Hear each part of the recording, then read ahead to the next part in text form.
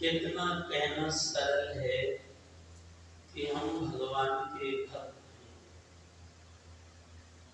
सूत जी कहते ऋषियों, शरणागत का कोई लक्षण तो होगा, जैसे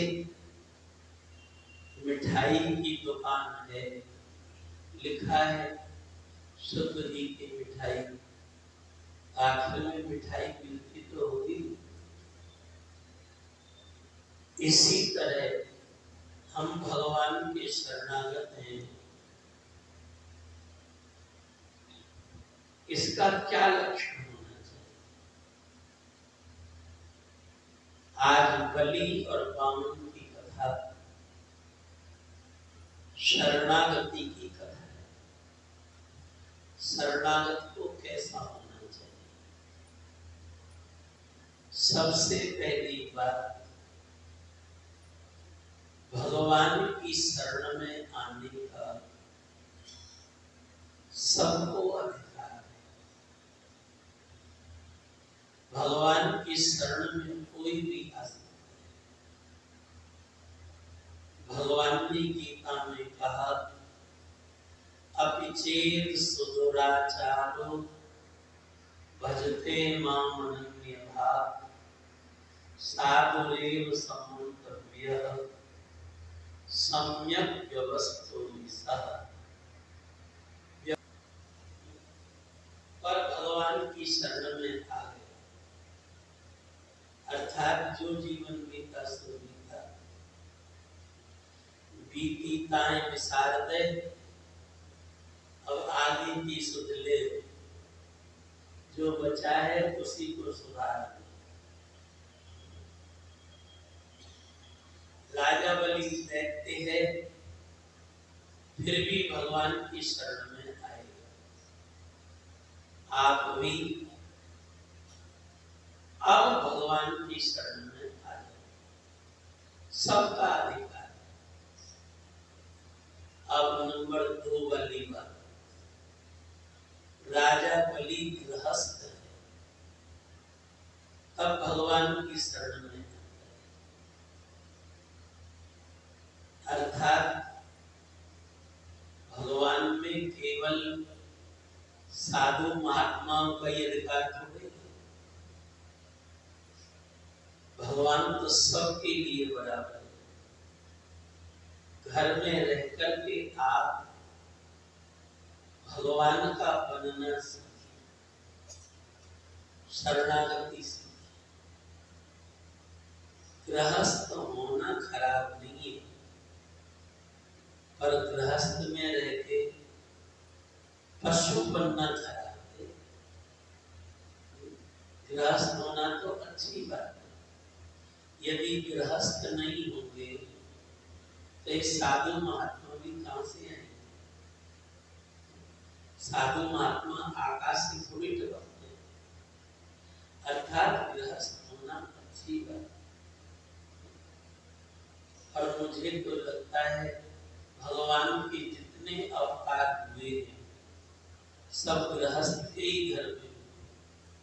श्री राम अवतार, श्री कृष्ण अवतार, श्री वामन अवतार। इसीलिए गृहस्थ होना खराब नहीं है, पर घर में रह करके पशु मत बनो। घर में रह करके भगवान की भक्ति करो। राजा बलि गृहस्थ है, पर शुक्राचार्य का भक्त, गुरु भक्त है। दैत्य है, भगवान का भक्त नहीं है, पर शुक्राचार्य का भक्त। क्या समझे आप? घर में रह करके शुक्राचार्य के बनो। शुक्र माने ब्रह्मचर्य, संयम, सदाचार। घर में रह करके संयमी जीवन बिताओ। राजा बलि शुक्राचार्य का भक्त। संयमी जीवन माने जो घर में रह करके एक पत्नी व्रत धारण करता है वो भी ब्रह्मचारी। जो स्त्री पाती व्रत धारण करती है वो भी ब्रह्मचारी।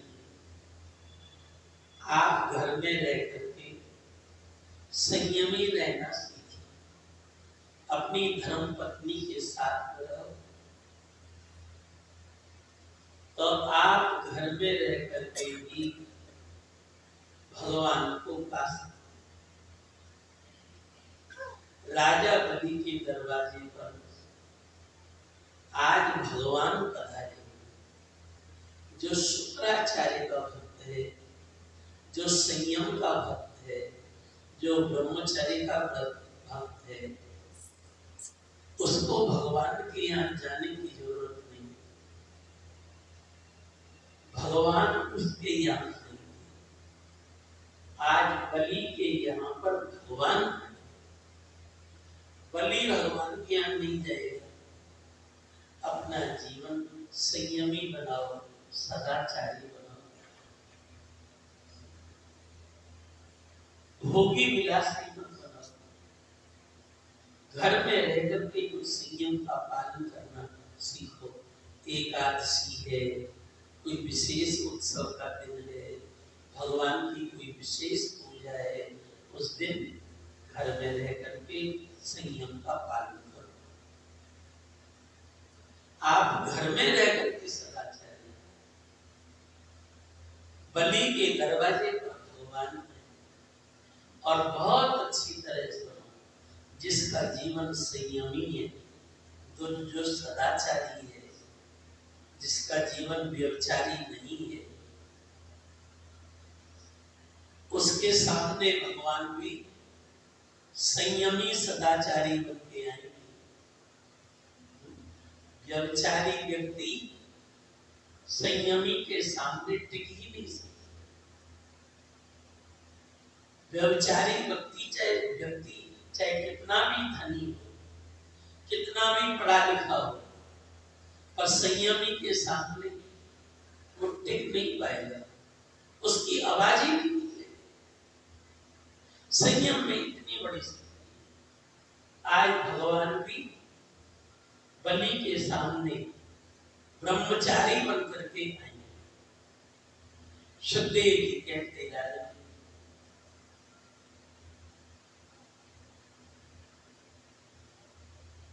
वामन भगवान का अवतार हुआ। वामन भगवान का यज्ञोपवीत संस्कार हुआ। ब्राह्मण क्षत्रिय वैश्यों को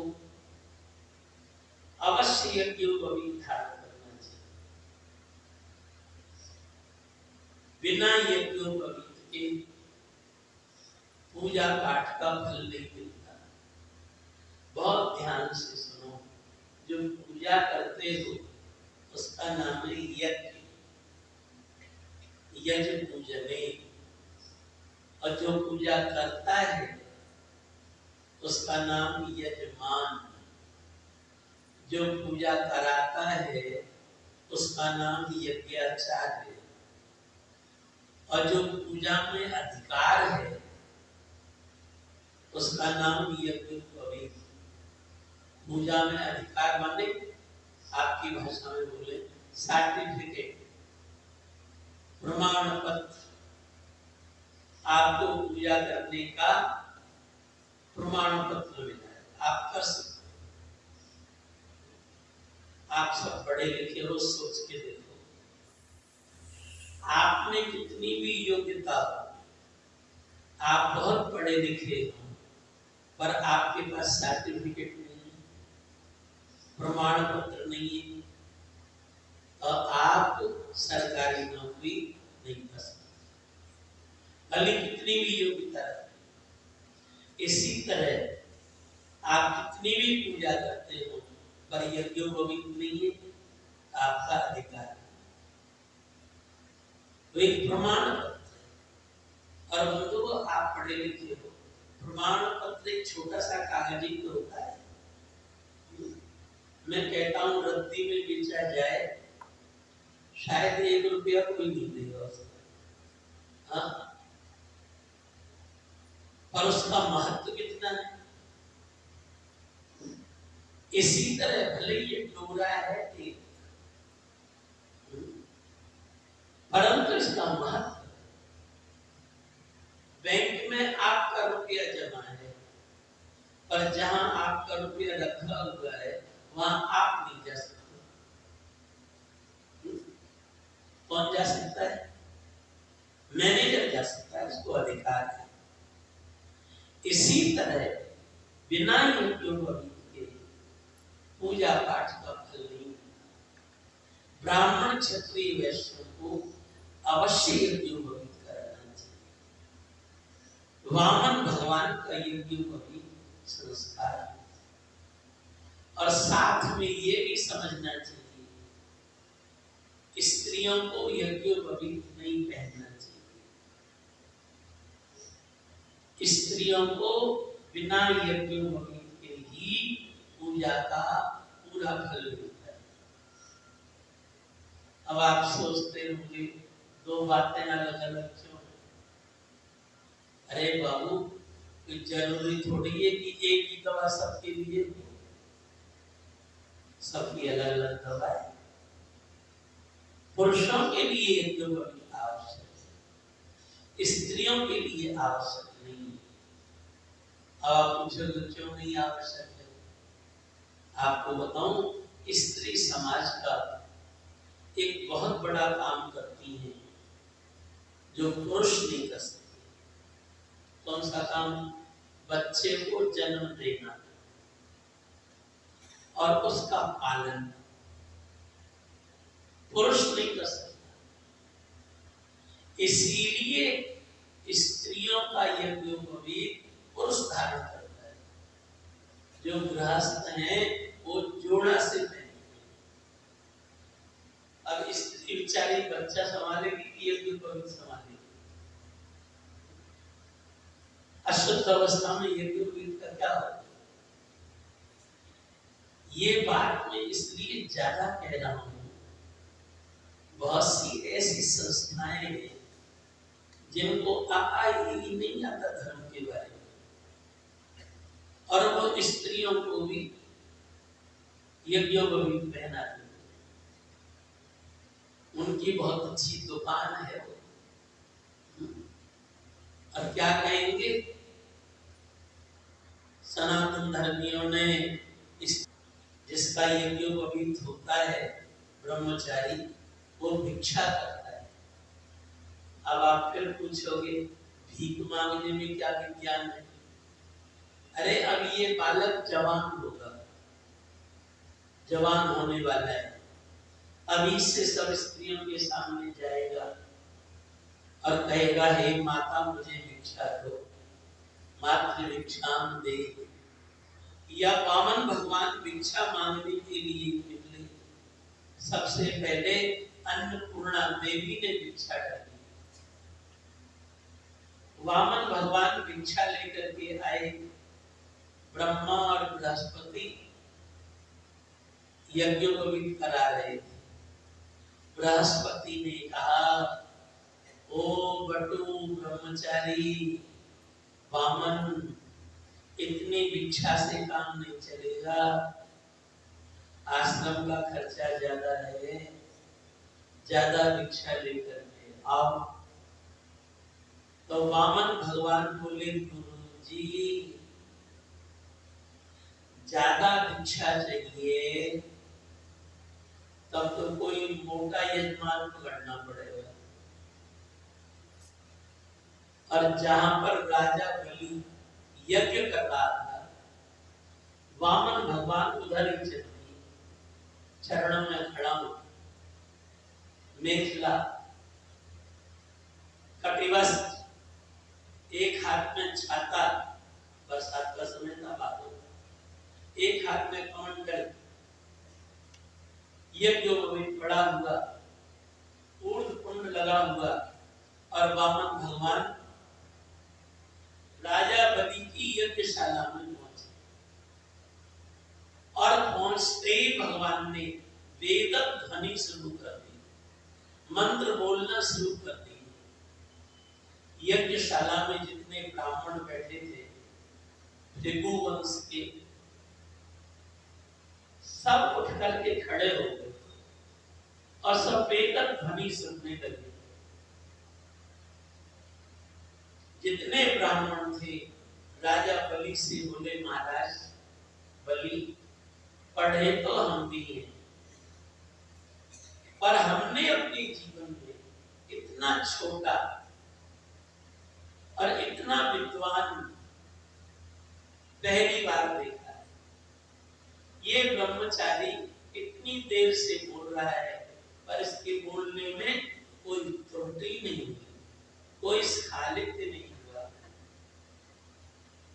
ब्राह्मणों ने कहा महाराज बलि, ऐसा सदाचारी ब्राह्मण, तपोनिष्ठ ब्राह्मण, वेद पाठी ब्राह्मण, संध्या वंदन करने वाला ब्राह्मण, बीड़ी सिगरेट न पीता हो, ऐसा ब्राह्मण यदि अपने घर में आवे तो उसके चरण धोना चाहिए। यद फलम कपिला दाने कार्तिक्याम ज्येष्ठ पुष्करे तत्फलम पांडव श्रेष्ठ विप्राणाम पाद से चले। कार्तिक के महीने में पुष्कर तीर्थ में, तीर्थों के गुरु पुष्कर, तीर्थों के राजा तो प्रयाग, तीर्थों के गुरु पुष्कर। कार्तिक के महीने में पुष्कर तीर्थ में कपिला गाय दान करने का जो फल होता है, वो फल सदाचारी ब्राह्मण के चरण धोने का होता है। सदाचारी ब्राह्मण माने बीड़ी सिगरेट न पीता हो, चोटी हो, यज्ञोपवीत हो, तिलक हो, गायत्री जप करता हो। ऐसे सदाचारी ब्राह्मणों का चरण धोने से समस्त बीमारियों का शमन हो जाता है। औषधि है, ऐसा लिखा है। राजा बलि चौकी लेकर के आया, वामन भगवान को चौकी पे विराजमान किया, वामन भगवान के चरणों में थाली रखी और राजा बलि वामन भगवान के चरणामृत लेता, चरणों को दुपट्टे से पहुंचता, चरणों में तुलसी फूल अर्पण करता, माला पहनाता, साष्टांग प्रणाम। राजा बलि ने कहा, वामन देव, देहातों में ब्राह्मण को बामण कहते हैं, बामण है। कहो वामन देव, ब्राह्मण देव, मेरे लायक कोई सेवा हो तो बताओ। वामन भगवान बोले, राजन, हम तो तुम्हारा नाम सुन करके तुम्हारे यहाँ आए। दैत्यों का कुल बड़ा पवित्र हुआ है। दैत्यों के कुल में प्रहलाद जी हुए, जिन्होंने नरसिंह भगवान को प्रकट कर दिया। दैत्यों का कुल तो बड़ा पवित्र।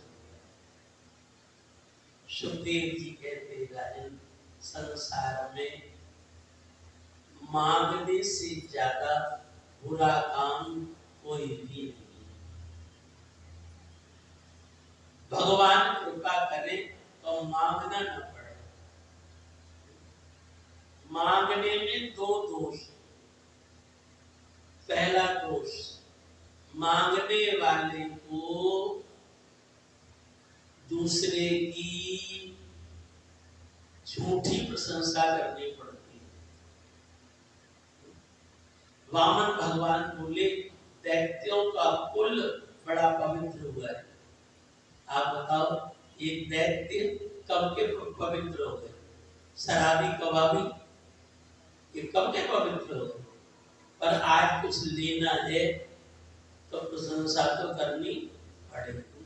और ये तो आप नहीं जानते हो, कार्यक्रमों के लिए लोग चंदा करते हैं, और चंदा करने वाले इतने झूठ बोलते हैं, कितने झूठ।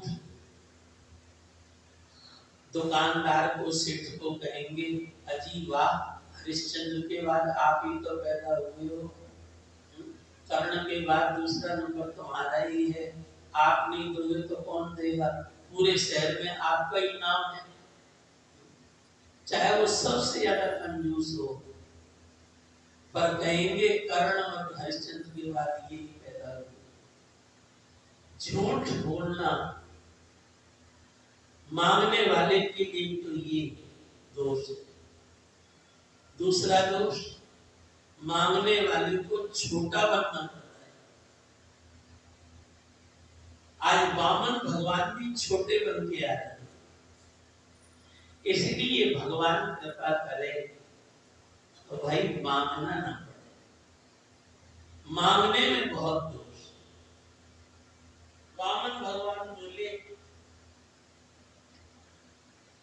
दैत्यों का कुल तो बहुत पवित्र है।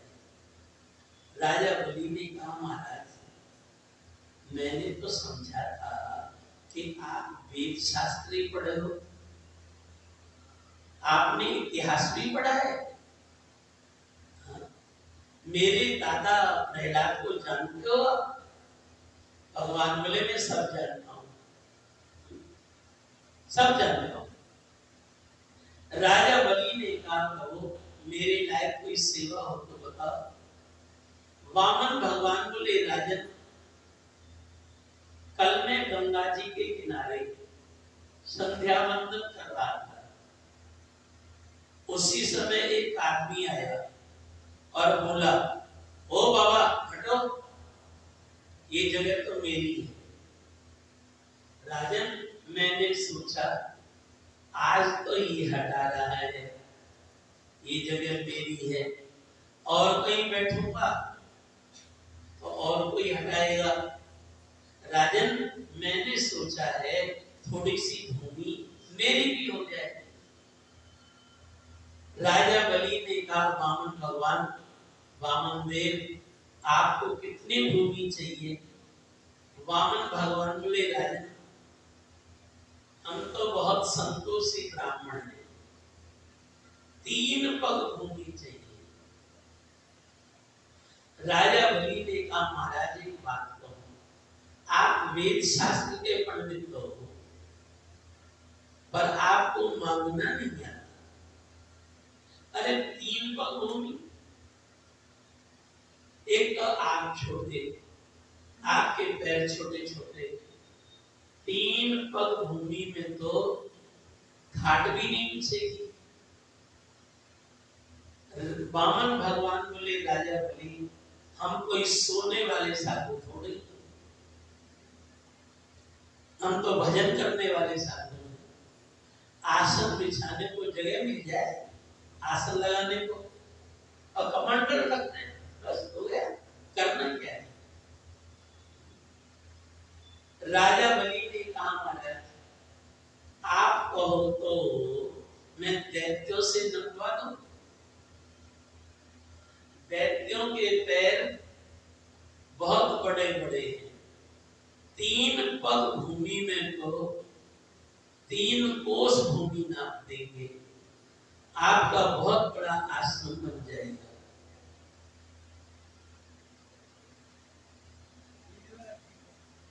राजा बलि ने कहा महाराज राक्षसों से नपवा दूं।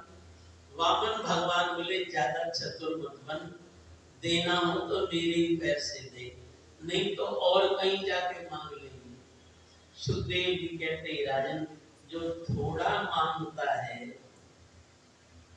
बड़ा अकड़ में भी रहता है। वामन भगवान बोले और कहीं मांग लेंगे जाके। राजा बलि ने कहा मैं यज्ञ कर रहा हूं और आप सुबह सुबह आ गए हैं, दूंगा तो नहीं। वामन भगवान बोले संकल्प कर। राजा बलि 3 पग भूमि दान का संकल्प करता, करने को तैयार होता। और सुखदेव जी कहते राजन उसी समय राजा बलि के गुरु शुक्राचार्य वो निकल के आए और चिल्ला करके बोले बलि बलि बलि बलि, अभी संकल्प नहीं करना, पहले मेरे पास आओ। राजा बलि शुक्राचार्य के पास में आए। शुक्राचार्य ने कहा बलि मैं तो ध्यान में बैठा था और मैंने ध्यान में सब देख लिया, ये जो दरवाजे पे खड़ा है छाता लिए कमंडल लिए कौन है? राजा बलि ने कहा गुरुजी ये कहता है बामन, लगता है कोई ब्राह्मण है विद्यार्थी। शुक्राचार्य ने कहा बलि इसीलिए संसार में गुरुओं की जरूरत है, इसीलिए गुरुओं की जरूरत है। ये कोई ब्राह्मण ब्राह्मण नहीं है, ये साक्षात नारायण है। कल तूने देवताओं को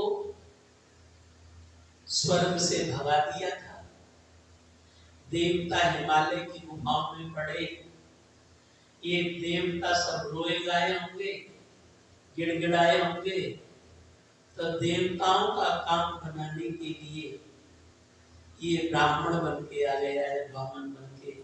बिल्कुल मना कर दे, कुछ नहीं देना। राजा बलि ने कहा गुरुदेव साक्षात नारायण है, तो वामन भगवान साक्षात नारायण है। बलि ने कहा ये साक्षात नारायण है। शुक्राचार्य ने कहा अंश और कला भी नहीं, पूर्ण नारायण। बंधु आपने क्या समझा? भगवान हमें रोज मिलते हैं। क्यों? कि हमारे पिता अपने पुत्रों को रोज आके भगवान देखते हैं। खाली पुत्र पिता से मिलना चाहता है क्या? क्या पिता पुत्र से नहीं मिलना चाहता क्या? भगवान से भी हमसे मिलना चाहते हैं। हम असमर्थ हैं, भगवान के पास नहीं जा सकते, पर भगवान तो सर्वसमर्थ है, वो तो हमारे पास आ सकते हैं। भगवान रोज मिलते हैं हम लोग, क्योंकि हमारे पिता रोज मिलते हैं और रोज कुशल समाचार पूछते हैं। ठीक है, पर हम पहचान नहीं पाते। आवश्यकता पहचान नहीं तो संकल्प कैसे होगा?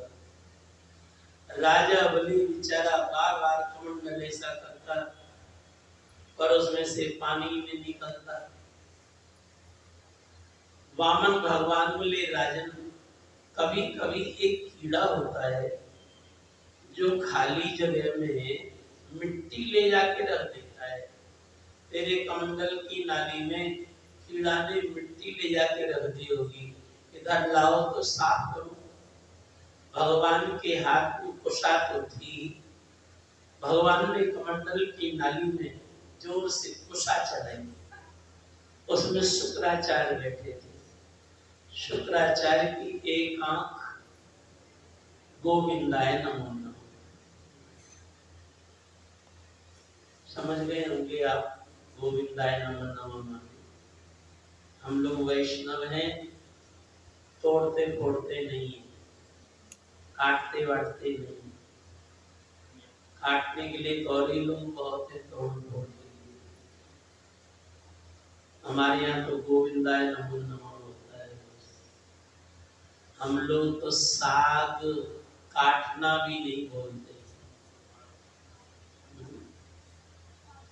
साग सुधार लो।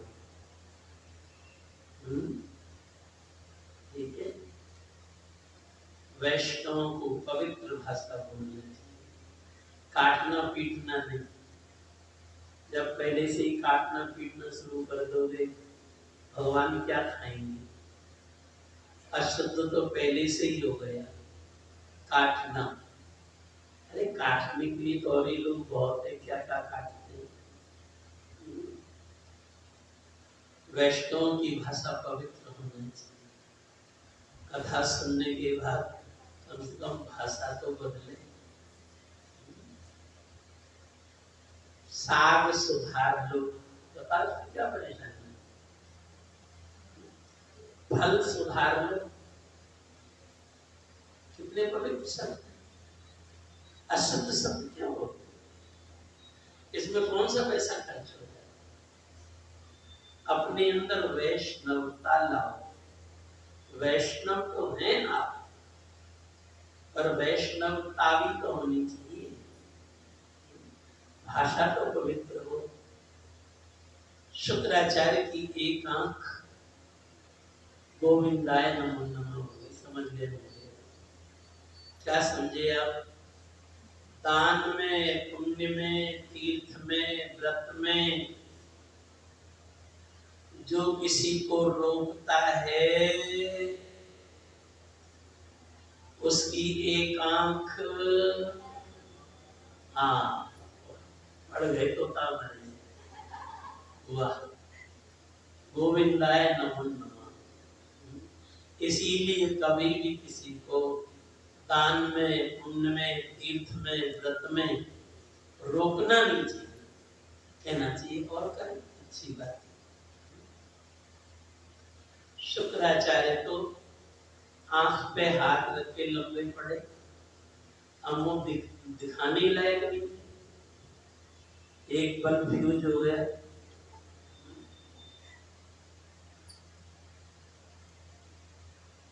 वामन भगवान बोले, राजन संकल्प बोले यहाँ से। वामन भगवान संकल्प बोलते, पीछे पीछे बलि दौड़ रहा था। श्री विष्णु श्री विष्णु श्री विष्णु श्री विष्णु विष्णोर आज्ञया प्रवर्तमानस्य ब्रह्मणोन्नी द्वितीय परार्धे श्वेतवाराकल्पे जम्बूद्वीपे भारतवर्षे भरतखंडे आर्यावर्तैक देशांतर्गते पुण्यक्षेत्रे,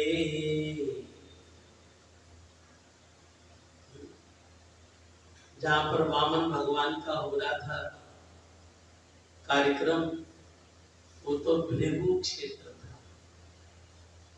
और यहाँ पर आपको बोलना हो तो क्या बोलोगे? विदुर क्षेत्र। ठीक है, महापुरुष के नाम से विदुर क्षेत्र। राजा बलि ने क्या कहा?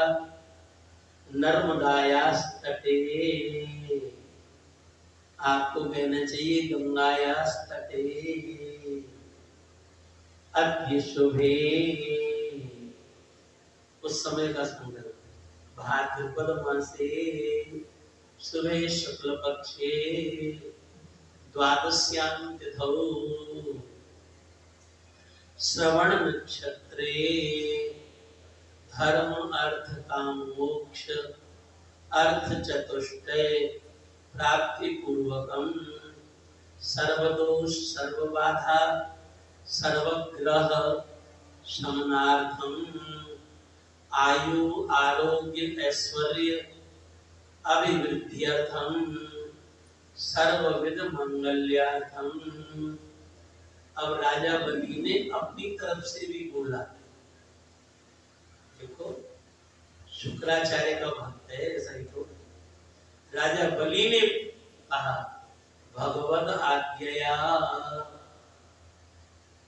भगवान की आज्ञा से, भगवत सेवार्थम, भगवान की आज्ञा से भगवान की सेवा के लिए, भगवद अर्पणम, भगवान के लिए त्रिपद परिमितम भूमिम दातुम अहम उत्सृजे, संकल्प किया, पवित्र संकल्प। भगवान ने अपने हाथ में संकल्प लिया। वामन भगवान बोले राजन, हम अपनी भूमि नाप ले। बलि ने कहा प्रभु, जहां से आपकी इच्छा हो 3 पग भूमि नाप ले, सब खेत मेरे ही है। वामन भगवान बोले राजन, मुझे तो तुम्हारे सब खेत पसंद आ रहे हैं। बलि ने कहा जहां से अच्छा लगे नाप ले।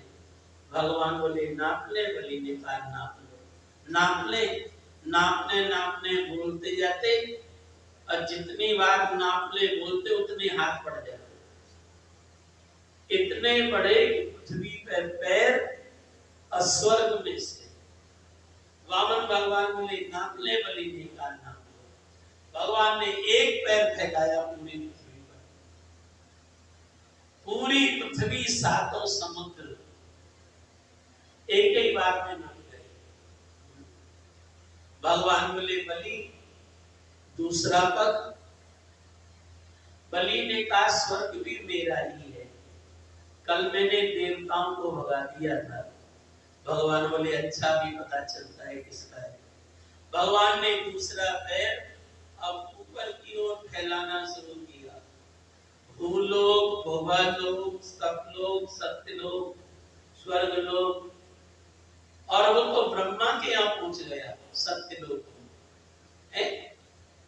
ब्रह्मा जी ने देखा ये किसका चरण आ गया, तलुआ की तरफ से गया था तलुआ। अरे ब्रह्मा जी ने देखा शंख चक्र कलश आदि के चिन्ह, वज्रांकुश ध्वजसरो रोलांच नाट्यम वज्र अंकुश आदि का चिन्ह, ये तो नारायण के चरण में है और किसी के चरण में तो है नहीं। आज भगवान का चरण मेरे यहाँ पर, प्रभु के चरण पधारे, तत्काल ब्रह्मा ने भगवान के चरण को चरणामृत लिया, कमंडल में चरणामृत रखा। उसी दिन गंगा जी का अवतार ब्रह्मा के कमंडल में हुआ।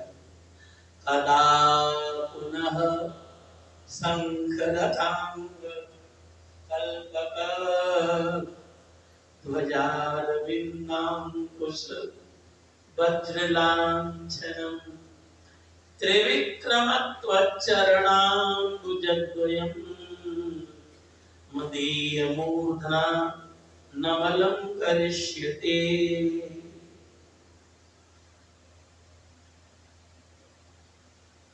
दो पैर तो हो गए।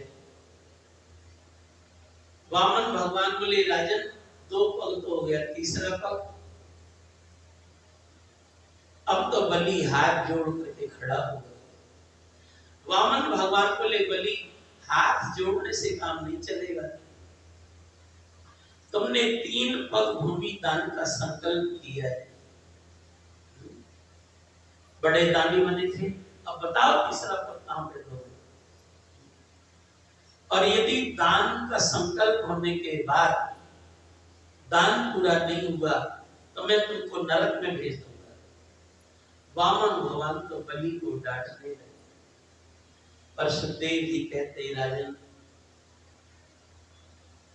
कहीं कहीं स्त्रियों की बुद्धि बहुत काम करती है। राजा बलि की पत्नी विंध्यावली वो अंदर से निकल के आई, हल्ला गुल्ला सुन के। विंध्यावली ने राजा बलि से पूछा, ये पंडित जी आपको डांट क्यों रहे हैं? ये वामन देव ब्राह्मण देव आपको डांट क्यों रहे हैं?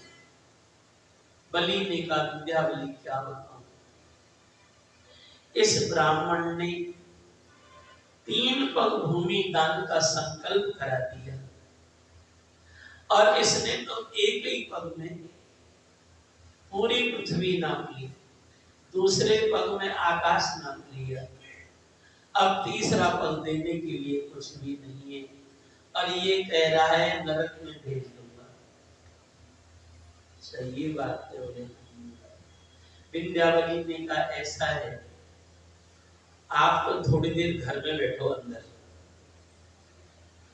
थोड़ा इस वामन के बच्चे से मैं बात करूं। विंध्यावली आई, वामन भगवान के चरणों में प्रणाम किया। विंध्यावली ने कहा वामन देव ब्राह्मण देव क्यों खड़े हो? वामन भगवान बोले देवी, राजा बलि ने 3 पग भूमि दान का संकल्प किया था, 2 पग तो हो गए, तीसरा पग और लेना बाकी है, इसीलिए मैं खड़ा हूं। ओ विंध्यावली ने कहा दान पूरा नहीं हुआ? बोले हाँ दान पूरा नहीं। विंध्यावली ने कहा ब्राह्मण देव वामन देव दान पूरा नहीं हुआ, इसमें तो आपकी गलती है। भगवान बोले मेरी क्या गलती है? विंध्यावली ने कहा बुरा मत मानिए, गलती आपकी है, पंडित जी की गलती है। क्या गलती? आप तो वेद शास्त्र पढ़े हो सब, जब कन्या और वर का विवाह होता है तो कन्या वर से 7 वचन मांगती है। 7 वचनों में एक वचन ये भी है, क्या? दान में, पुण्य में, तीर्थ में, व्रत में तुम मुझे साथ में रखोगे तब मैं तुम्हारी पत्नी बनूं। पति कहता है हाँ, दान में, पुण्य में, तीर्थ में, व्रत में मैं तुम्हें साथ में रखूंगा। विंध्यावली ने कहा अब बताओ, जब मैं तो साथ में थी नहीं तो आपने दान का संकल्प कैसे कराया? इसीलिए अधूरा पड़ गया। विंध्यावली ने भगवान को ठीक पकड़ा, कैसे गलती तो ठीक पकड़ी, पर ये भी भगवान है। अब इनसे भी कौन जीते?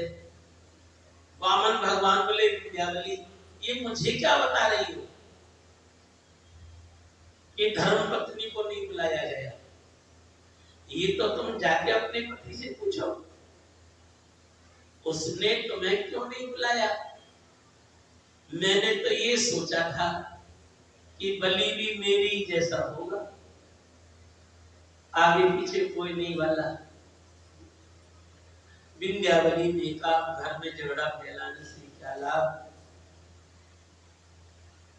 आपका दान मैं पूरा करूंगी। भगवान बोले कैसे पूरा करोगे?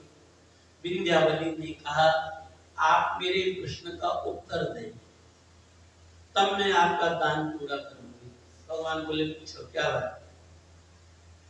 विंध्यावली ने कहा प्रभु ये बताओ, धन बड़ा होता है कि धनी बड़ा होता है? माल बड़ा होता है कि मालिक बड़ा होता है? भगवान बोले तो साधारण सी बात है, माल बड़ा नहीं होता, मालिक बड़ा होता है। धन बड़ा नहीं होता, धनी बड़ा होता है। विंध्यावली ने कहा प्रभु आपने ठीक बताया, धन बड़ा नहीं होता, धनी बड़ा होता है। विंध्यावली ने कहा प्रभु अब आप बताओ, आपने हमारा धन कितने पग में नापा? भगवान बोले विंध्यावली मैंने तुम्हारा धन 2 पग में नापा। विंध्यावली ने कहा प्रभु आपने हमारा धन 2 पग में नापा, और आपने ही कहा था कि धन से बड़ा धनी होता है, तो धन तो हमारा 2 पग में, हम तो धनी हैं, कुछ तो ज्यादा ही होंगे 2 पग से। अब आप बताइए आपको बाकी कितना लेना है? भगवान बोले 1 पग। विंध्यावली ने कहा 1 पग में आप धनी को नाप ले, कम तो पड़ेगा ही। आपने ही कहा है धन से बड़ा धनी होता है। भगवान अपनी बातों में स्वयं फंस गए। विंध्यावली ने बलि से कहा अब खड़े खड़े मेरा मुंह क्या देख रहे हो, इनके सामने लपे पड़ जाओ, इनको नाप लेने दो, कमी तो पड़ेगी ही नहीं।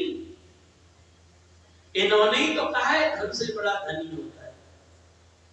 राजा बलि भगवान के चरणों में लंबा पड़ गया, दोनों हाथ आगे जोड़ के, पैर दोनों पीछे जोड़ के अब धनी को नाप। यद्युक्तम श्लोक भवान ममेरितम वचो व्यलीतम सुरवर्य मन्यते करोमृतं तन्न भवेत् प्रलम्बनम् पदं तृतीयं पुरुषीर्ष्ण में निजम। भगवान बोले हो गया हो गया हो गया हो गया हो गया हो गया, नाम पूरा हो गया। विंध्यावली ने कहा ऐसे नहीं, जैसे आपने हमारा धन नापा, अब धनी को भी नापे। भगवान ने अपना चरण उठाया और बलि के सिर पे रख दिया। अब वो चरण कहां जाता? आकाश से फूल बरसने लगे, देवता धुंध भी बजाने लगी, जय हो की ध्वनि होने लगी। कैसा दान! आज तक लोगों ने रुपया पैसे का दान किया होगा, पर आज पहली बार पृथ्वी पर अपना दान, अपने को भगवान के चरणों में अर्पित करना। बस इसी का ही नाम तो शरणागति और शरणागति है। अपने को भगवान के चरणों में। विंध्यावली ने कहा प्रभु दान पूरा हो गया, भगवान बोले हाँ विंध्यावली, दान पूरा हो गया। विंध्यावली ने कहा प्रभु दान तो पूरा हो गया, दक्षिणा बाकी होगी। भगवान बोले हाँ, दान के बाद दक्षिणा दी जाती है पंडितों।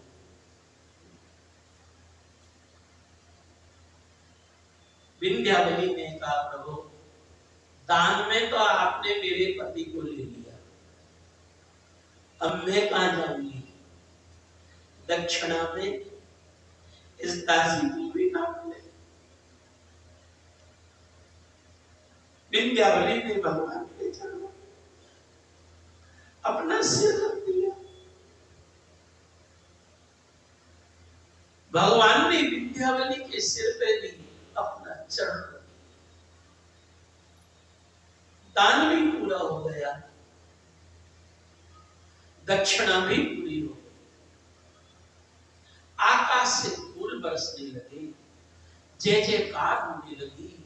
कैसा दान और कैसी दक्षिणा, अपना ही दान और अपने को ही दक्षिणा।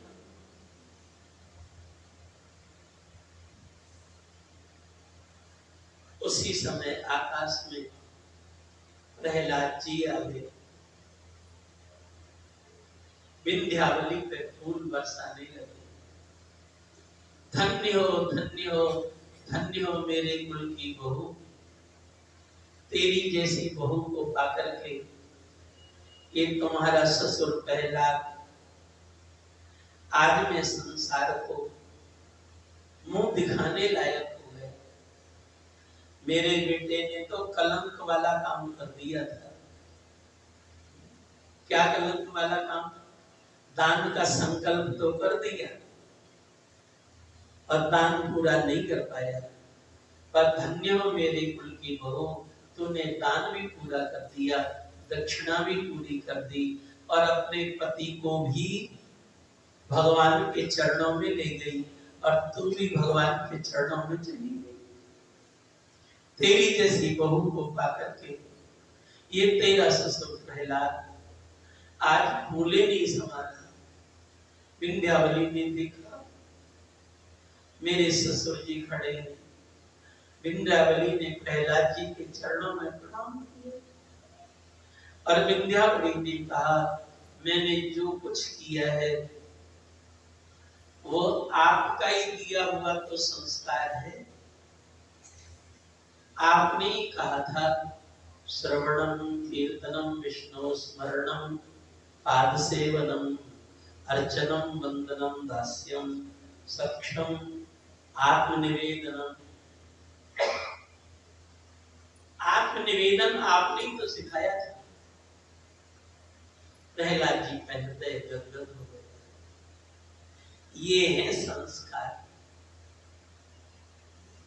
और बंधुओं आप गृहस्थ हो, हमारी आपसे प्रार्थना है, चरणों में ही पड़े रहोगे कि उठोगे भी? विंध्यावली ने कहा प्रभु आप बताओ, आपके चरणों में से उठ करके हम कहां जाएं?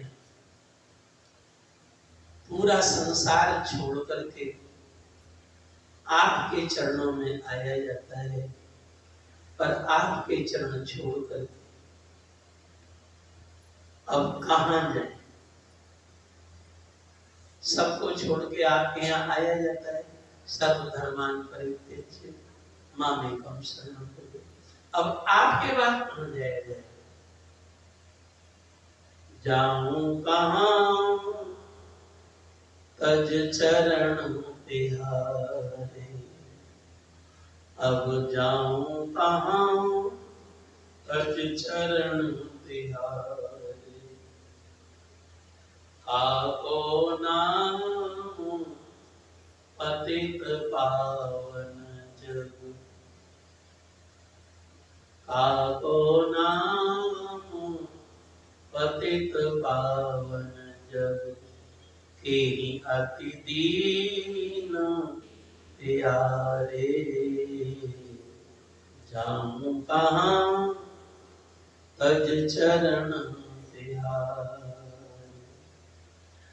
आदौ पदं न चलतस् तव पादमूलात् यामा कथं प्रियमहो करवामि किं वा।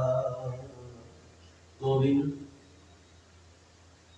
सबको छोड़ करके आपके चरणों में आया जाता है। अब आपके चरणों को छोड़ करके अब हम किसकी शरण में, कहां जाएं बताओ। भगवान भी सोच में पड़ गए, अब ये जाएं तो जाएं कहां। मैंने इनका सब कुछ नाप लिया, जो चीज दान में दे दी, अब ये अपने काम में तो लेंगे नहीं, अब कहां जाएं। भगवान भी सोचे, भगवान बोले बलि और विंध्यावली, दान और दक्षिणा के बाद पंडित जी कुछ आशीर्वाद देते हैं, दोनों में फल प्रसाद रख के कुछ देते हैं आशीर्वाद। मंत्रार्था सफला संतो पूर्णा संत मनोरथा शत्रुणाम बुद्धिनाशोस्तु मित्राणाम उदयस्तव। कुछ प्रसाद देते हैं आशीर्वाद।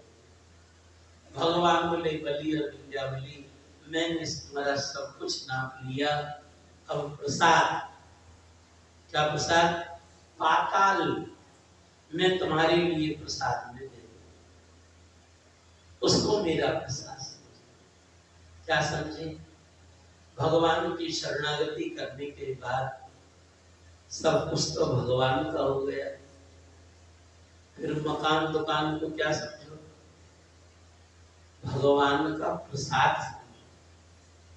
भगवान ने प्रसाद दिया है। भगवान बोले बलि और विंध्यावली उठ जाओ, पाताल में चले जाओ। भगवान ने हाथ पकड़ के बलि और विंध्यावली को उठाया। भगवान बोले बलि और विंध्यावली, तुम्हारे गुरु जी ने सब बता दिया था कि ये साक्षात नारायण है, सब नाप लेंगे, तुम्हारे गुरु जी ने बताया था, फिर भी तुमने मेरे लिए दिया, इसके बदले में कोई भी वरदान मांगो, मैं कोई वरदान देने के लिए तैयार हूं, कुछ भी वरदान। विंध्यावली ने बलि से कहा, भगवान कह रहे कुछ भी मांग लो, मांग लो। बलि ने कहा, मैंने तो देख ली अपनी बुद्धि, पहली जो बोलना है तो ही बोल, मैंने दान का संकल्प तो कर दिया, दान पूरा कर नहीं पाया, मैंने अपनी बुद्धि देख ली, तो ही बोल रहा है सो बोल। अच्छा बंधु, आप लोग कितने लोग यहाँ बैठे हो, पुरुष लोग भी बैठे हैं, माताएं भी बैठी हैं। भगवान आपसे कहते, बलि की जगह आप होते, और भगवान आपसे कहते कुछ भी मांग लो, तो आप क्या मांगते? बैठे बैठे सोचो थोड़ी। मुझे तो लगता है, क्योंकि आप मिलते रहते हैं ना उससे, तो मुझे मालूम है कि आप क्या मांग सकते हो। बलि की जगह आप होते तो यही कहते, महाराज आपने हमारा जो कुछ नापा है सब वापस कर।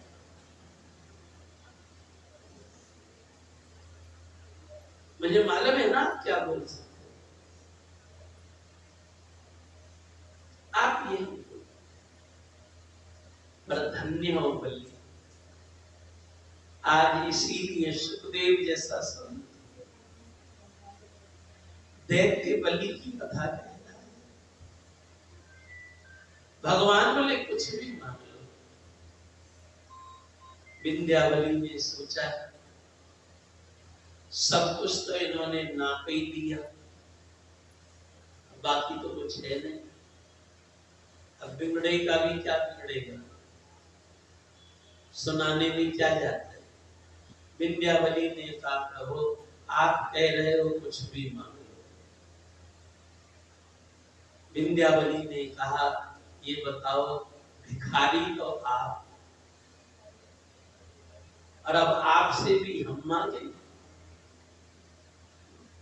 जो भिखारी से भी भीख मांगता हो वो तो कितना बड़ा गया बीता। भिखारी तो आप और आपसे हम मांगे। भगवान की बोलती बंद कर दी विंध्यावली। भगवान बोले विंध्यावली भिखारी तो बनाई हूं, पर तू मेरी बेइज्जती क्यों कर रही है। विंध्यावली ने कहा प्रभु आप कहते हो कुछ भी मांग लो, मांगे। बोले हम मांगे। विंध्यावली ने कहा प्रभु आपके कहने से हम पाताल में जा रहे हैं, हम यही वरदान मांगते हैं कि आप भी हमारे साथ पाताल में चलो।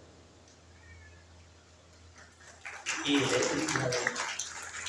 इसलिए मैंने कहा था स्त्रियों की बुद्धि कभी कभी बहुत काम करती है। संसार की वस्तु नहीं मानती, भगवान से भगवान को ही मानती। और जब भगवान तुम्हारे हो गए तब बाकी क्या बचेगा। भगवान ने मन मन में सोचा कहीं पाताल में ले जाके ये बदला बदला न ले। अरे दैत्यता क्या ठिकाना है इनकी बुद्धि का। मैंने इनका सब नापा है, कहीं पाताल में ले जाके कुछ मैं अकेला रहूंगा। विंध्यावली ने कहा डरो मत, हम आपकी जैसे ठग नहीं है। अरे सुनाने में क्या जाता है, जो लुट गया सो लुट ही गया। विंध्यावली ने कहा हम आपके जैसे ठग नहीं है। भगवान बोले मैं ठग हूं क्या। विंध्यावली ने कहा ठग नहीं तो कौन है आप। आए थे छोटे से, नापना होगा तो बड़े बन गए, ये ठग बना नहीं तो क्या है। भगवान की बोलती बंद कर दी। भगवान बोले विंध्यावली अब तो मेरी बेइज्जती क्यों कर रही है। पाताल में ले जाके क्या करेगी बताओ। विंध्यावली ने हाथ जोड़ के कहा प्रभु हम दैत्य हैं, हमसे सेवा पूजा तो होगी नहीं। हम दैत्य क्या जानते सेवा कर। ये माला वाला फेरना हम क्या जानते। प्रभु पूजा तो हमसे होगी नहीं, किंतु जिस कमरे में हम रहेंगे पाताल में, दरवाजे पर हम आपको खड़ा कर देंगे। भगवान बोले खड़ा करने का मतलब। विंध्यावली ने कहा प्रभु पूजा सेवा तो हमसे होगी नहीं, दरवाजे पे खड़े रहोगे तो हम जितनी बार दरवाजे से बाहर भीतर निकलेंगे उतनी बार आपके दर्शन करते रहेंगे। इसके अलावा और हम कर भी क्या सकते हैं। दैत्य ठहरे प्रणाम करते रहेंगे, पूजा सेवा तो हमसे नहीं। भगवान ने इनकी भक्ति को देखा और भगवान बलि के दरवाजे पर खड़े पाताल में। बलि और विंध्यावली जब भी दरवाजे से बाहर निकलते हैं तो इनको प्रणाम करते, जितनी बार निकलते, बस यही इनकी भक्ति है। दैत्य ठहरे और तो क्या करेंगे। बंधु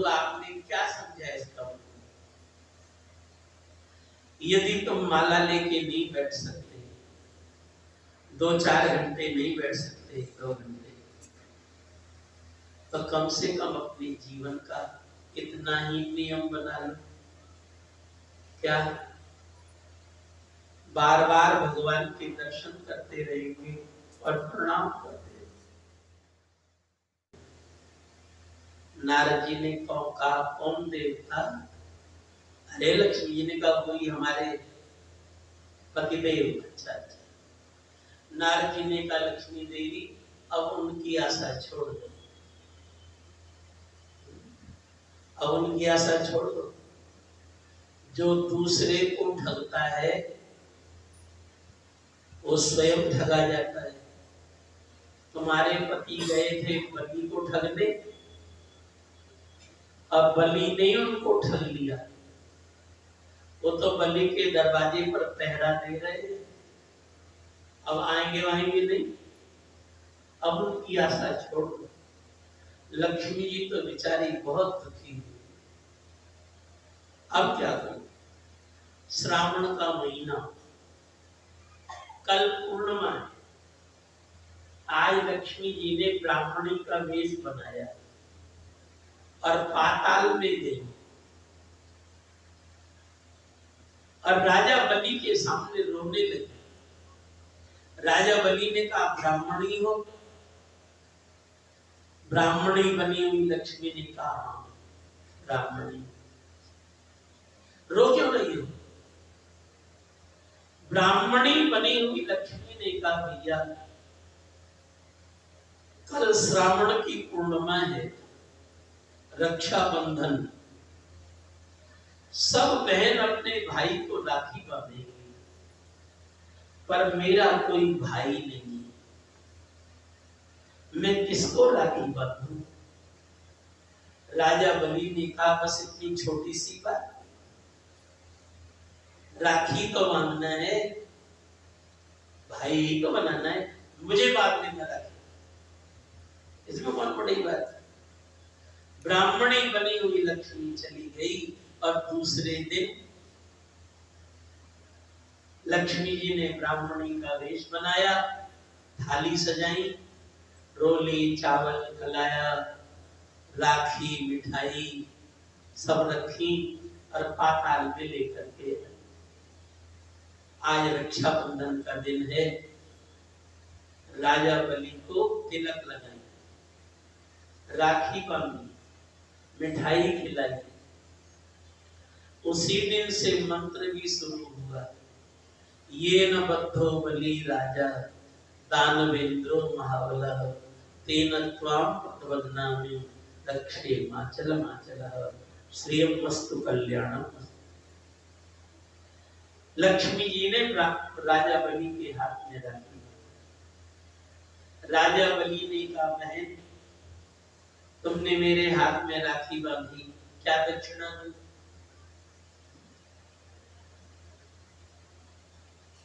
भाई अपनी बहन को दक्षिणा देता है, क्या दक्षिणा दूं? अरे तुम ब्राह्मणी हो, मैं राजा हूं, जो मांगोगे सो दे दूंगा। ब्राह्मणी बनी हुई लक्ष्मी ने कहा, भैया मैंने राखी दक्षिणा के लिए थोड़ी मांगी है, मुझे तो बस राखी बांधना था। राजा बलि ने कहा, बहन तुमने दक्षिणा के लिए नहीं बांधा, पर नियम तो है, भाई अपनी बहन को दक्षिणा देता है, बोलो क्या दक्षिणा दो? ब्राह्मणी बनी हुई लक्ष्मी ने कहा, भैया वैसे तो मैंने दक्षिणा के लिए राखी नहीं बांधी है, पर एक बात बताऊं, मैं जहां ससुराल में रहती हूँ वहां कोई कमी नहीं है, खूब भरा पूरा परिवार, परवान नौकरों की बहुत कमी है, सब काम मुझे ही करने पड़ते हैं, तो कुछ नौकर दे दे। राजा बलि ने कहा, बहन जितने नौकर चाहिए उतने नौकर ले जाओ दक्षिणा में। देख ये वाला नौकर झाड़ू अच्छी लगाता है, वो वाला नौकर पोछा अच्छा लगाता है, वो वाला नौकर बाजार का काम बहुत अच्छा करता है, और वो वाला लिखा पढ़ी बहुत अच्छी करता है। काम करने वाले मैंने सब बता दिया, जो चाहिए सुन ले जाए। और देख, एक जो दरवाजे पे खड़ा है ना, छोटा सा डंडा लिए, बस देखने में ही सुंदर है, बस काम के नाम पे बस इसे तो देखते ही रहो, बस देखते देखते मन नहीं भरेगा। काम के नाम पे कुछ काम करने वाले मैंने सब बता दिए, तुझे जितने नौकर चाहिए ले जा। विंध्यावली ने कहा, भैया मैं एक ही लूंगी, पर कूड़ा कबाड़ा नहीं लूंगी, छांट करके बढ़िया लूंगी। मुझे तो तेरे सब नौकरों में जो ये जो दरवाजे पे खड़ा है, छोटा सा सुंदर सा, मुझे तो यही पसंद है, मैं तो इसी को लूं। अब तो लक्ष्मी जी ने वामन भगवान का हाथ पकड़ लिया। अब तो वामन भगवान लक्ष्मी के हो गए हो क्या? अब तो वामन भगवान नारायण बन के खड़े हो गए, लक्ष्मी जी बगल में खड़ी हुई। राजा बलि तो अब समझा कि ये कोई ब्राह्मणी नहीं, ये तो साक्षात लक्ष्मी है। जैसा पति ठग, पत्नी भी कम नहीं निकली। राजा बलि तो भगवान के चरणों में गिर करके रोने लगे। वामन भगवान बोले, नारायण बोले, बलि अब रो क्यों रहे हो? बलि ने कहा, प्रभु रोने के अलावा अब मेरे पास बचा नहीं है। मैंने सब कुछ अपना गंवाया, तब आपको अपना बनाया। आपने मेरा सब कुछ नाप लिया, तब आप मेरे बने। कोई इतना सस्ता सौदा थोड़ी। आपने मेरा सब कुछ नाप लिया, पर मैंने सोचा कोई बात नहीं, सब जावे, पर भगवान तो मेरे रहेंगे। मैंने सबको गवा करके आपको पाया, और अब तो आप भी लक्ष्मी के साथ चल दिए। मेरा तो लोक भी गया और परलोक भी गया, संसार भी गया और भगवान भी गए। भगवान ने राजा बलि को अपने हृदय से लगाया, आंसू पोंछे। भगवान बोले, बलि अब तुम रो मत, अब तो हमारी तुम्हारी रिश्तेदारी बहुत गहरी हो गई है। अब तो लक्ष्मी जी तुम्हारी बहन बन गई है, राखी बन गई है। अब तो हमारा तुम्हारा रिश्ता बहुत गहरे वाला हो गया है। लोग भाई भाई की बात नहीं मानते, पर साले की बात जरूर मानते। अब तो तुम मेरे खास, और जब भगवान बोले अब तुम मेरे खास कुछ हो गए, तो राजा बलि भगवान के चरणों में गिर गया। राजा बलि ने सोचा, चलो सब कुछ गया तो सही, पर आज भगवान ने ये कह दिया, तू मेरा खास कुछ हो गया। मैं तो रोज कहता था, गोविंद मेरो है, गोपाल मेरो है, पर मेरे कान तरसते रहते। कभी भगवान भी तो कहें कि हाँ तू मेरा है, पर आज भगवान ने कह दिया तुम मेरा है।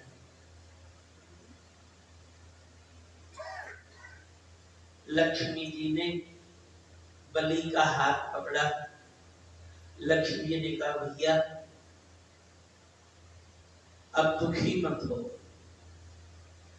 तुमने मुझे भगवान दिए, अब मैं भी तुम्हारे लिए कोई कसर नहीं रखूं।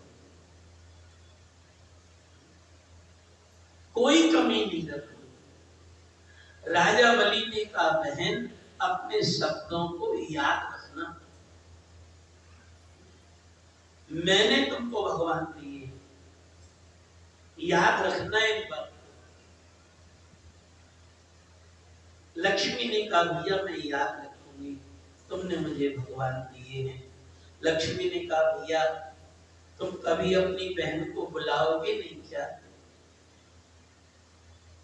तुम जब भी अपनी बहन को याद करोगे, मैं इनको लेकर के आपके पास आती ही रहूंगी। मैं वचन देती।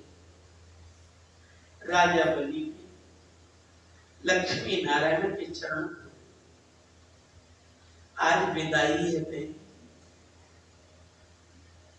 राजा बलि ने याद दिलाई, बहन जब मैं याद करूं इनको लेकर के आती है।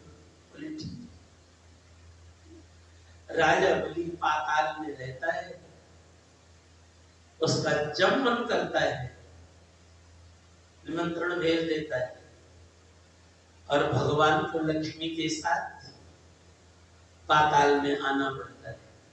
और जितने दिन इच्छा हो बलि उतने दिन रखता है। सब चिरजीवियों में बलि का नाम है। बलि अब भी पाताल में रहता है। भगवान आते ही जाते रहते हैं। बंधु क्या समझे आप? बलि ने अपना सब कुछ भगवान के अर्पण कर दिया, तब भगवान ने भी अपने को बलि के अर्पण कर दिया। ये यथा मां प्रपद्यन्ते तांस तथैव भजाम्यहम्। जो मुझे जैसे बसता है मैं उसे वैसे ही बसता हूं। जो कुछ कमी है वो हमारी कमी। हम बलि के जैसे भगवान के समर्पित हो नहीं पाते, पूर्ण समर्पण कर नहीं पाते, इसीलिए हम दुखी। बलि के दरवाजे पर भगवान नित्य वास करते। सुखदेव जी कहते, राजन त्रेता में भगवान की 3 अवतार हुए थे, वामन, राम और परशुराम। सतयुग में पहले 4 हो चुके, मीन, बाराह, कमठ और नरहरि, नरसिंह, 4 अवतार हो चुके। त्रेता में भगवान के 3 अवतार हुए, वामन, राम और परशुराम। मैंने वामन अवतार का चरित्र बहुत विस्तार पूर्वक सुनाया। मैं तुमको श्री रामावतार की ओर ले चलूं, श्री परशुराम अवतार की ओर ले चलूं। त्रेता में भगवान के 3 अवतार हुए, वामन, राम और परशुराम। वामन अवतार का वर्णन मैंने विस्तार से किया। श्री रामा अवतार की ओर ले चलूं। सूर्य वंश में भगवान श्री राम का अवतार हुआ है। वैसे सूर्य वंश के बारे में मैं बता चुका हूँ आपको, फिर भी भूल गया हूँ तो थोड़ा सा सुने। परमात्मा नारायण की नाभि से कमल निकला, कमल में ब्रह्मा जी का जन्म हुआ, ब्रह्मा जी से सनक, सनंदन, सनातन, सनत कुमार और 11 रुद्रों का जन्म हुआ, शिव शंकर आदि। इसके बाद में ब्रह्मा जी से 10 ऋषियों का जन्म हुआ, मरीचि, अत्रि, अंगिरा, पुलस्त, पुलह, ऋतु, भृगु, वशिष्ठ, दक्ष और नारद। इन 10 ऋषियों में जो मरीच नाम के ऋषि थे, मरीच ऋषि से कश्यप ऋषि का जन्म हुआ। कश्यप ऋषि की 2 पत्नियां प्रधान थी, दिति और अदिति। दिति से दैत्य और अदिति से देवता। सुन चुके हैं आप अपनी कथा। कश्यप और अदिति से विवस्वान नाम के सूर्य पैदा हुए, इसीलिए सूर्य का नाम आदित्य है, अदिति से पैदा होने के बाद। यहीं से सूर्य वंश प्रारंभ होता है।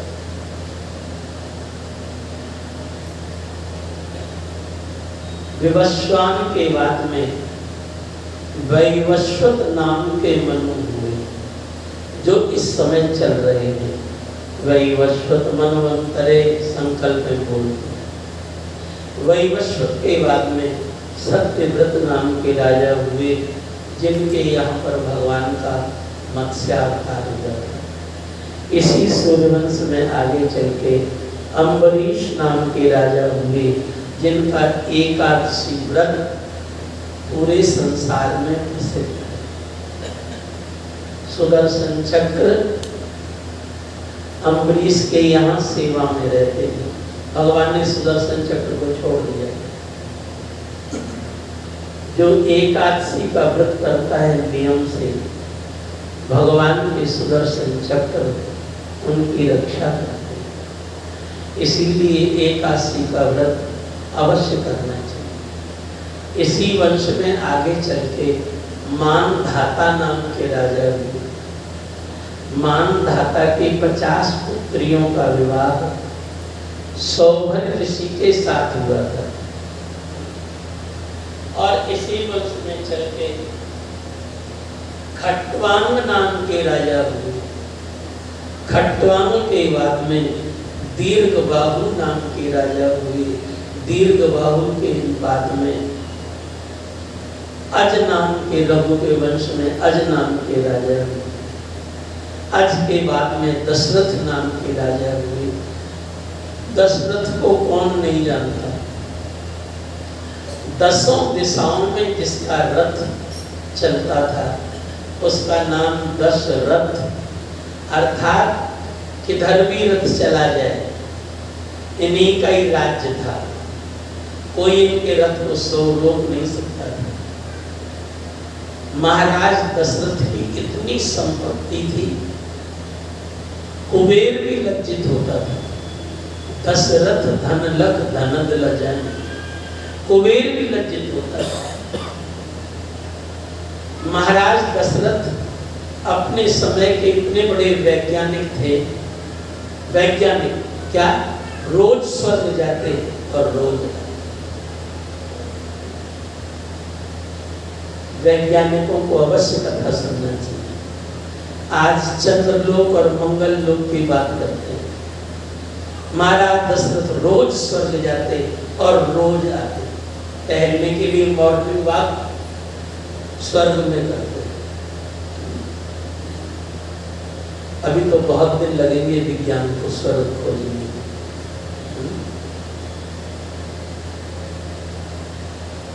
बंधु, मैं आपसे पूछ लूं, आपको स्वर्ग जाना पड़े तो क्या करना पड़ेगा? सीधी सी बात। आपको स्वर्ग जाना पड़े तो मरना पड़ेगा। और महाराज दशरथ रोज स्वर्ग जाते और रोज आते।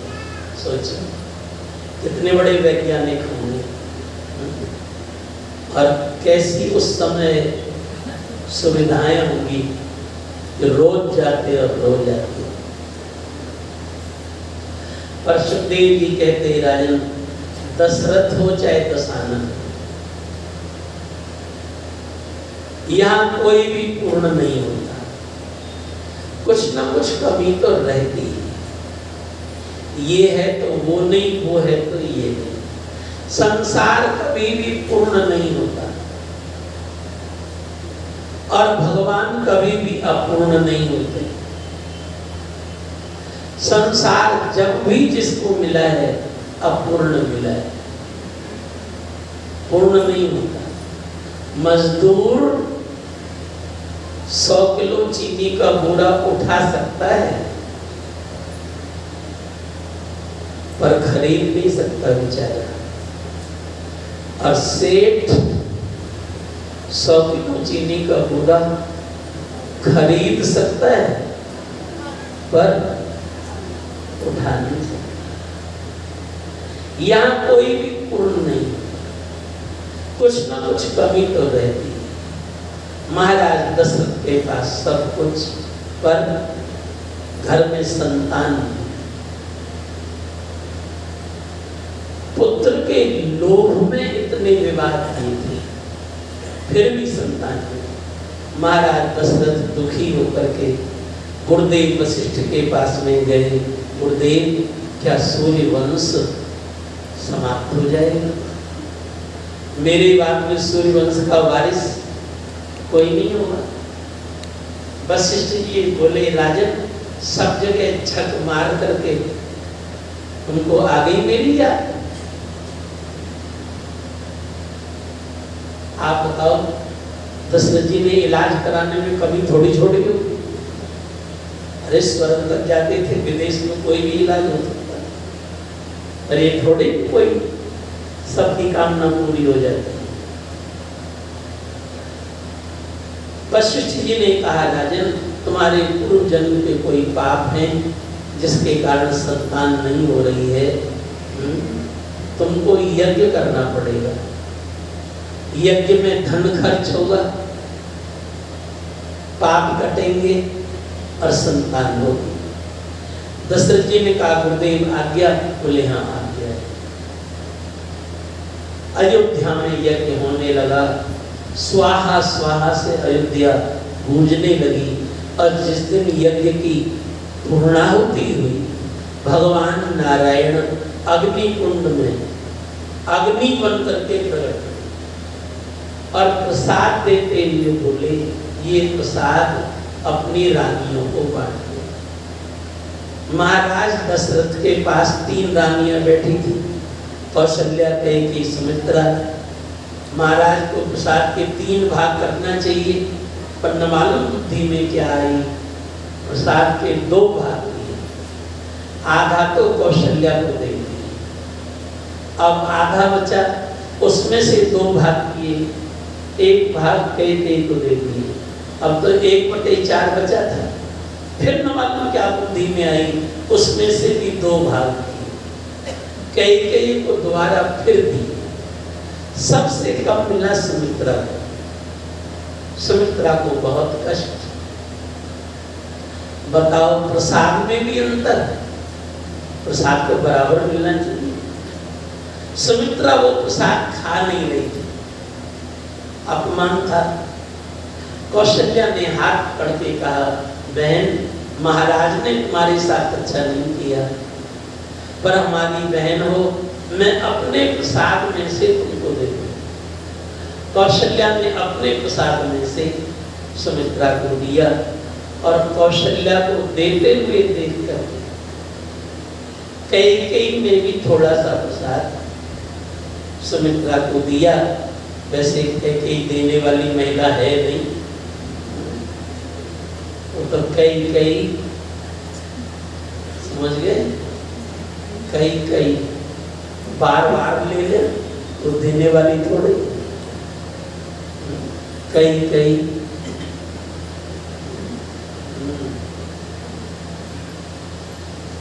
सुमित्रा को भी, सुमित्रा ने कहा, बहन कौशल्या, तुमने प्रसाद दिया, कहीं तुम्हारे प्रसाद से, और कैकेयी बहन तुमने भी प्रसाद दिया, दोनों के प्रसाद से कहीं 2 बालक हो गए, तो 1 बालक तो कौशल्या तेरे बेटे की सेवा में लगा दूंगी और दूसरा बेटा कैकेयी तेरे बेटे की सेवा में लगा दूंगी। कौशल्या को 1 होगा, कैकेयी को भी 1 होगा, पर सुमित्रा को 2।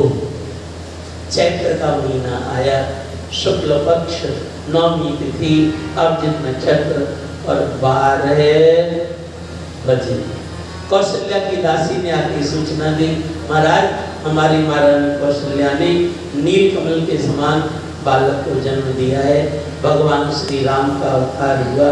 बोलो श्री राघवेंद्र सरकार की जय। कैकेयी की दासी ने आके सूचना दी, महाराज, हमारी महारानी कैकेयी ने भी नील कमल के समान बालक को जन्म दिया है।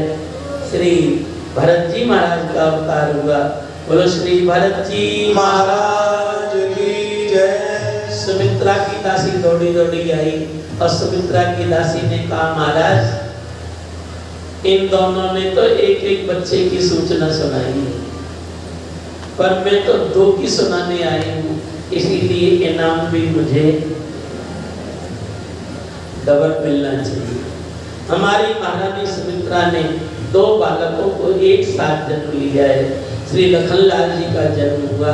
बोलो श्री लखनलाल जी महाराज की जय। शत्रुघ्न लाल जी महाराज की जय। महाराज दशरथ तो बहुत प्रसन्न हुए, कहा तो एक भी नहीं और एक के बाद 2 और फिर तो 4 हो गए।